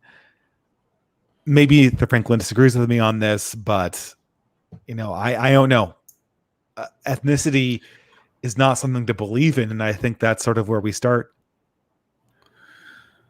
Yeah, I think I mean, this is something Europeans often complain about, that people outside of Europe will sort of talk about them as this monolithic block, and they're not. People are going to have small identities, regional or perhaps national identities, that sort of stuff. And I think, okay, so how do you get people on board with that kind of stuff? You have to give them something positive. define yourself as something that exists in and of itself, not in relation to other things, not on the defensive, but this is our thing. We like this thing. We think it should exist in and of its own right. We're not anti anything else. We're just pro this thing. Isn't that what any group on the planet does ultimately? So, some start interfering with others, but ultimately, most groups, the way they conceive of themselves is just, this is the thing. I like this thing. I want to continue this thing. And also, if you're going to politically defend a community, it can't be filled to the brim with traitors, right? This is always I think this is what the alt-right of 2016 really ran into. I mean, you're defending a much larger group like this. You're defending this ethnic identity largely consisting of people who don't want to be defended in this way. How's that going to work, right? Yeah, that's right. So you have to cut those people loose, and there will actually be. I think there's a sortative meeting already. Like all this sort of stuff of physiognomy check and phrenology is a thing. All these kinds of memes on the right, but there is something to that. And I noticed this even a few years ago. A friend of mine, the mutual friend between the two of us, he ended up getting heavily involved in leftist politics, and he actually ran for and got elected in one of the inner city local councils in Melbourne, a very left-wing council for the Greens. Oh no! So I looked at their candidate page, and I said to the other friend of mine, how many, obviously not the women, but of the men, how many of these guys do you reckon would beat you in a fight? And it was like, probably none of them, maybe this one old guy, but none of them our age or younger or even a little bit older. There's definitely a sortative mating going on. And so this might actually even solve itself to some extent that it, well, ultimately it will, because sortative mating is almost a misnomer, because for anyone past the millennial generation, it's going to be mating at all or not. Yeah. With the vast majority of people mating being center to right. Yes, that's right. So it will be somewhat of a self-correcting problem. You just have to be able to play the medium-term game, I guess. Just a couple more generations, and I don't believe that the scourge of the white liberal has much left in it, actually. In that regard, the future is going to be some form of right-wing ideology, whether it's going to be some sort of revival of the West, or whether it's going to be other things coming in and supplanting parts of the West. It's not going to. White middle-class liberals are not going to be a thing in another generation and a half.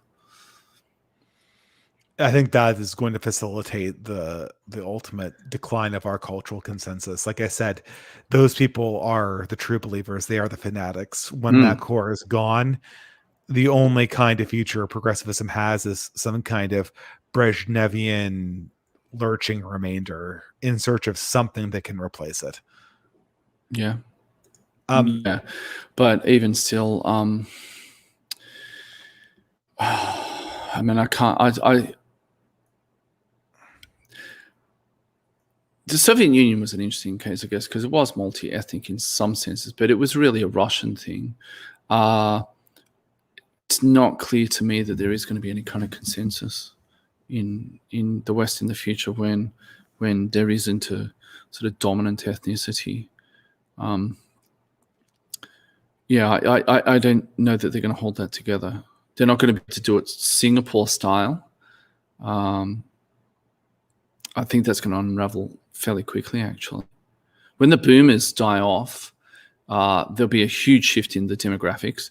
There'll also be going to be a huge moment culturally. Yeah, and it's going to be, well, I mean, it wouldn't exactly be a moment, but be over, say, a 10 or 15 year time period. They're already retiring now, so over the next generation at most, there'll be a huge demographic shift. There'll be a huge loss of competency and knowledge and so on, because people might very well talk about the boomers are this, that, or the other, but they are somewhat dynamic and they are somewhat knowledgeable and so on. So I think that will be a huge shift, and then who's going to carry the torch forwards after that, and who's going to say, oh yeah, we're all in this together. Who even believes that now? That's one of the slogans that gets thrown around. We're all in this together. And that's in Biden's, it wasn't his inaugural speech, but it was in a speech he gave shortly after. He said, people forget that the government is just us. It's just all of us working together. Yeah. And nobody believed that. No. Certainly not the progressives calling themselves La Resistance for the last 4 years against Trump believed that. Nobody believes that. And nobody believes that because there's a sort of a class divide also, in that there are people who were able to work from home and maybe they were inconvenienced because they couldn't take their holidays, their overseas vacations or what have you, but life continued more or less as it had prior to that point. And then there were people who were really crippled by all of this, or people who still had to go they had to be present in their jobs. They couldn't work from home. Nobody believes that we're all in this together. They've used that slogan here as well, and that's only a tiny taste of the future. That needs to be, that kind of system can only work through material prosperity and or a kind of a very authoritarian state forcing this on people. But I think there needs a certain level of material prosperity even then. The idea that we're all going to be just as though we're at a shopping mall with a whole bunch of random people and we don't really have very much in common, but that's okay because we're all here to engage in our own personal commerce. I don't think that model of Western society is going to hold for very much longer. Yeah, I think you're right about that. I see someone ask, "Is the Franklin on Twitter?" No, I don't have an account. I do read some people, but I don't have an account. I killed my account after 3 attempts to do it, and that site is just the worst. It's manifestly been a plague on humanity. I've noticeably made gains in my attention span when I left that site, and I don't know. That site is just a plague. Yeah, some things I find interesting about it, and I've been put onto some interesting reading as a result. I think maybe it's different because I don't have an account, so I don't respond to anyone or quote tweet anyone, whatever you call that. I don't do any of that kind of stuff, and I don't share stuff around, so I'm very much an outside observer. And there are only a handful of people I ever read. I mean, like that guy on stage, Pervert. He's a character for sure. He's interesting and funny and insightful as well. But yeah, I'm not on there as such. I kind of lurk occasionally.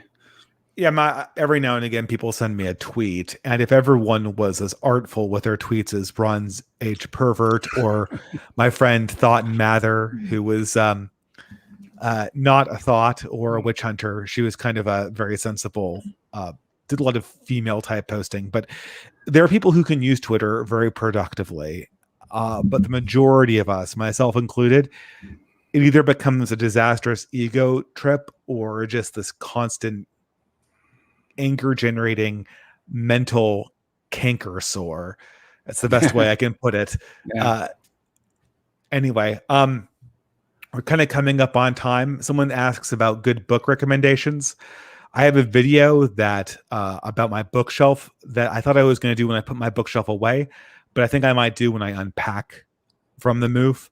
So I'll probably reserve my book recommendations from them. Do you have any book recommendations, Franklin? Oh, yeah, but in what way? I mean, like gardening stuff or literature, or I don't know. I don't know anything particularly relevant for the moment.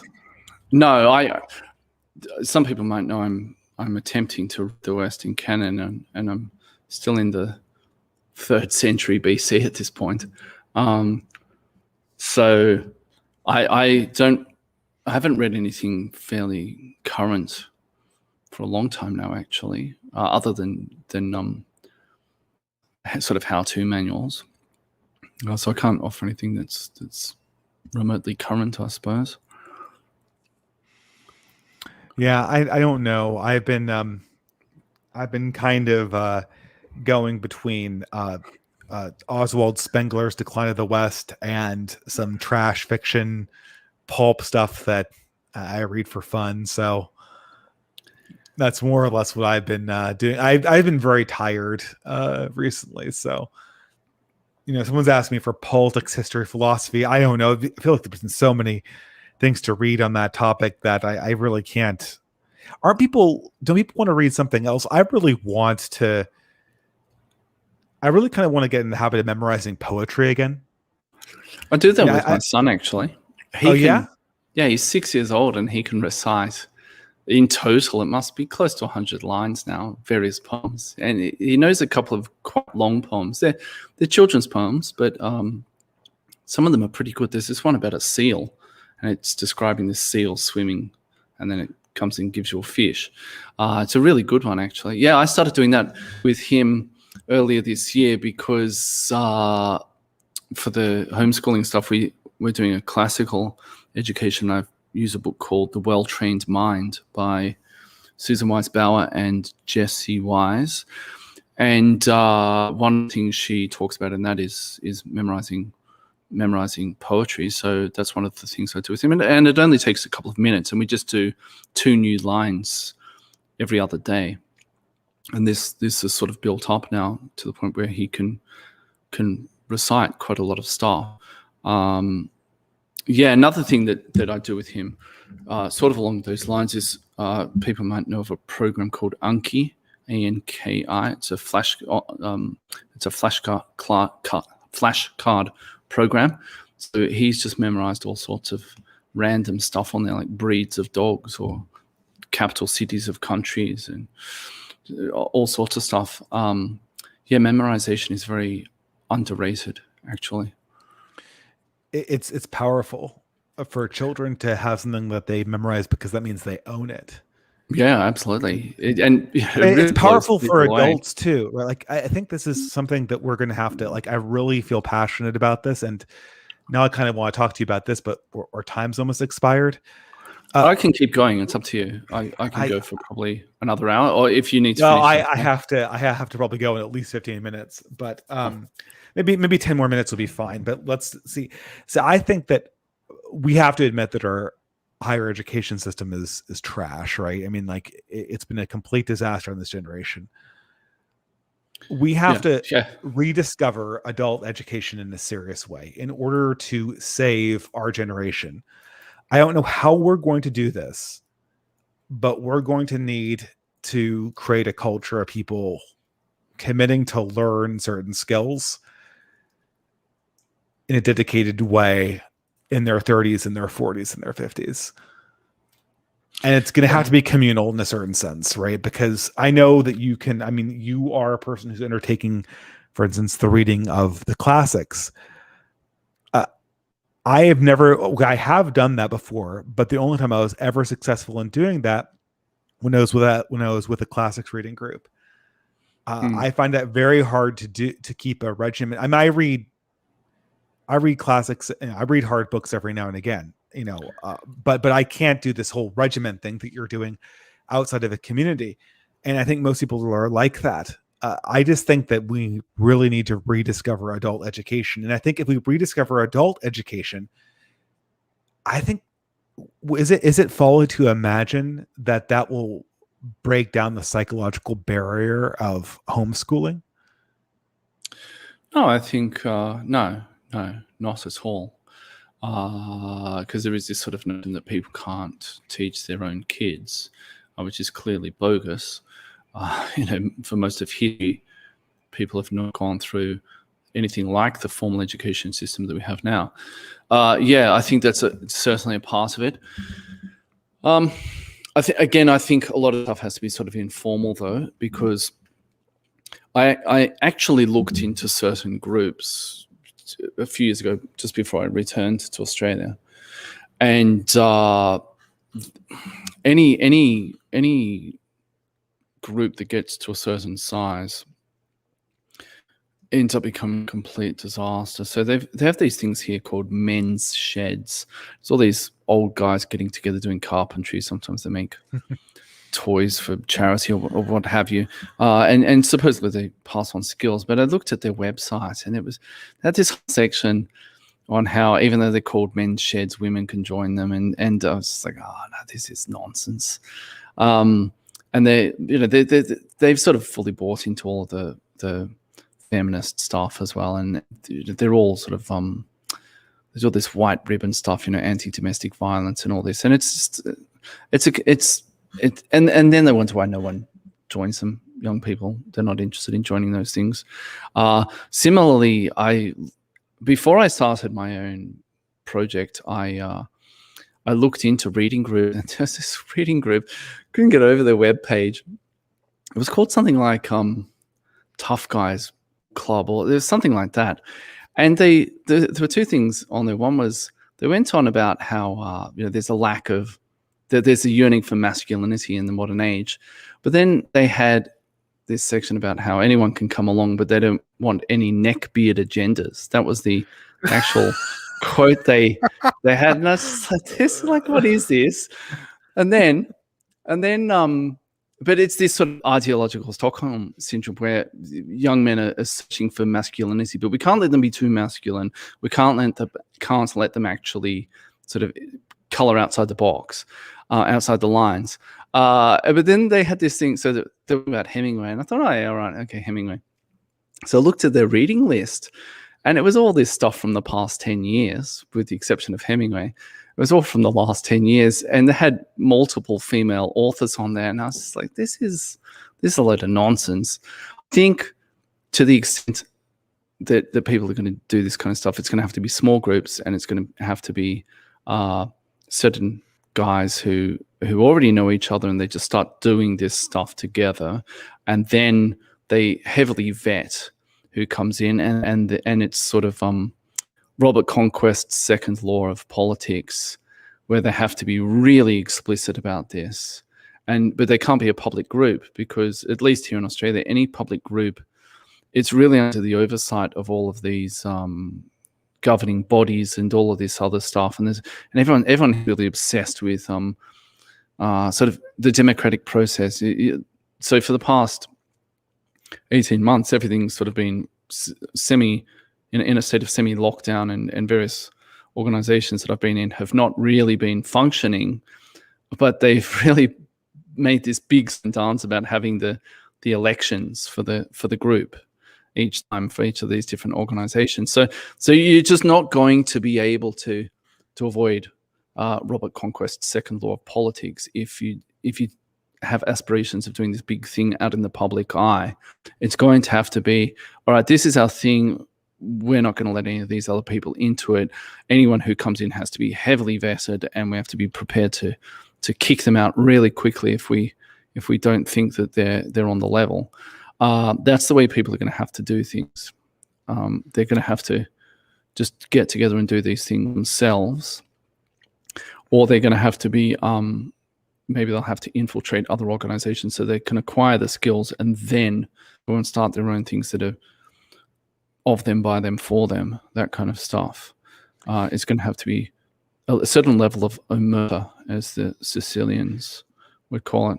It's really a shame, because the civil rights era has so thoroughly created a set of legal apparatuses designed to blow up closed systems, specifically closed systems that men might create. Yeah, And absolutely. but that's only the tip of the iceberg, because I didn't realize this until recently, but the modern education system has created a set of men who are they're completely offended by the idea that somehow someone might be excluding them from an organization. So I have this obsession with Braid, not obsession. I watch them, right, and every now and again I get invited onto their channels to talk. And I always kind of probe them with this question about their attitudes towards separatist communities that are entirely peaceful. My example is the Amish. They're totally against this. They're physically offended by the existence of the Amish. And it was so funny. The most recent one I did, it was just a few months ago. This guy who was high when he was talking to me, but that's neither here nor there. But it was funny. He goes on for the first half going, "I'm so alienated under capitalism. My life is terrible. I just hate every part of it. Like, I think that we need to completely tear down society and build up something different." And I'm like, okay, the conversation kind of moves on. We get back to the subject of separatism, and I go, like, I kind of sympathize with you, and I want to build a separate society. And I think people should have the right to be like the Amish and do that. He's like, oh, well, the Amish are terrible. They don't let people join their community unless they follow the Amish rules. They're trying to be exclusive. Yeah. And it's like, it's so you should not be allowed to be exclusive. And if you are, then the law should come down and crush you. And I said, listen to yourself. You hate society. You hate your life. You're completely alienated from it. And yet the existence of a people who are not alienated and are separate from the system that you hate creates such a rage in you that you'd rather destroy it than to learn from it. And this is not a unique experience. I've gotten this response again and again and again from progressives, specifically progressives that are about 5 to 10 years younger than I am. This is a near universal belief that independence from the system that they hate, if it's exclusive in any way, is a physical threat to them. Well, so you just don't invite them. No, I'm not. I mean, that's flippant in one sense, but in another, it's not. You just look at those people. I mean, physiognomy checks are your first line of defense. But you just look at those people and then listen to them whine about it and so on, and say, no, this guy's not getting an invite. And so it's sort of one of those things of the first rule of Fight Club is you don't tell anyone about Fight Club, and it's like that. But somehow people get into Fight Club, right? It's that kind of thing, and it builds that way. And it might be that you sort of suss them out first, and then you introduce them to some other people, and you say, hey, this is the leader of our reactionary book club. You say, hey, this is my friend Fred, and then Fred sort of interacts with this other guy a bit and says yay or nay, and you slowly bring them in that way. But it can't be this sort of big open thing, and there always has to be that level of plausible deniability. Like we're not some sort of revolutionary group. We're just a bunch of guys getting around to hang out together. It just has to be like that, and don't do dumb things. But and the system some things, but what they actually really fear is a bunch of guys reading books together or doing that sort of stuff. And yet there's a certain plausible deniability in that. So you just have to do it slowly, I guess. And there'll still be people who'll get through, at which point you have to bring the hammer down pretty clearly. And a lot of it has to be sort of it's kind of unspoken. I don't know. It's like how do maybe this is going to be the wrong example, but it's like, how do these other groups of people who are sort of regarded as outsiders in a society notice each other and they have little signals or whatever it is that they do, and there's a certain amount of plausible deniability, but they somehow find each other. It's where are you more likely to meet these kinds of people? So maybe you're more likely to meet someone who could be on the level at a gym rather than some dude, I don't know, doing a keep shit unboxing video on YouTube, right?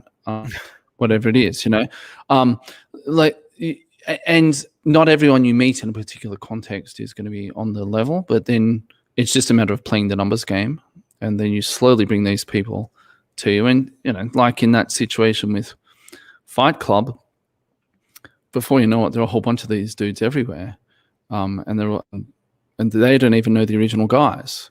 It's that kind of thing. But don't make it a formal thing. Don't put it in the public eye. Just do it like that.